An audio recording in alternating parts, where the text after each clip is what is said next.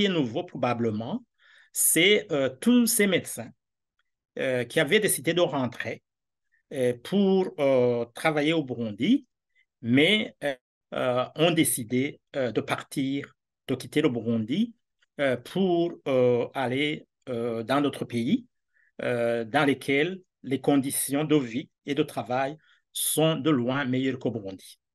Pour un État, pour un pays indépendant, se permettre ses filles et fils euh, qui ont une expertise partir sans que l'État burundais ne bouge, c'est vraiment regrettable. Et voilà, ça c'est mes principales observations. Alors, quelles sont les raisons pour lesquelles ces médecins ou d'autres experts partent? C'est parce que tout simplement, le Burundi semble être en paix sans l'être. Les conditions de vie, que ce soit au niveau de la sécurité, au niveau de la paix, l'on sait très, très bien que le climat n'est pas paisible au Burundi. L'on sait très, très bien que la pauvreté, la famine, la maladie frappent de plein fouet plusieurs familles. L'on sait très, très bien que la qualité de l'enseignement s'est fortement détériorée. L'on sait que la monnaie burundaise, le franc burundais, dévalue chaque semaine. Donc, le salaire est insignifiant par rapport au coût de la vie.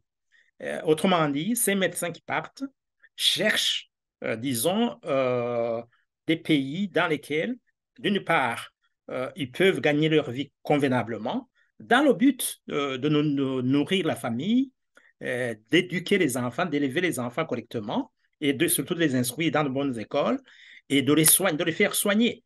Et autrement dit, ils ne partent pas parce qu'ils n'aiment pas le pays. Les autorités burundaises qui disent que les intellectuels n'ont pas de place, comment dirais-je, ne contribuent pas au développement du pays, que le dénigrement, en fait, finalement, des intellectuels, des experts, tout cela décourage, en fait. Donc, finalement, il est tout à fait logique et compréhensible, en tenant compte de tous ces éléments que je viens de citer et d'autres que je n'ai pas cités, font en sorte que les médecins partent. Et d'ailleurs, ce ne sont pas uniquement les médecins. C'est au président de la République surtout de restaurer la paix et la sécurité dans le pays, restaurer la confiance entre le Burundi et les bailleurs et les opérateurs économiques. Cette pauvreté, cette misère puisse diminuer. Et c'est de faire en sorte que les intellectuels puissent avoir un salaire consistant. Donc, la solution est dans les mains du président de la République. C'est à lui de faire des réformes nécessaires pour que tous les Burundais se sentent en paix, en sécurité, pour que les conditions de vie de la population de façon générale puissent s'améliorer. Et là, c'est vraiment une solution politique, c'est-à-dire restaurer la paix et la démocratie. La démocratie, c'est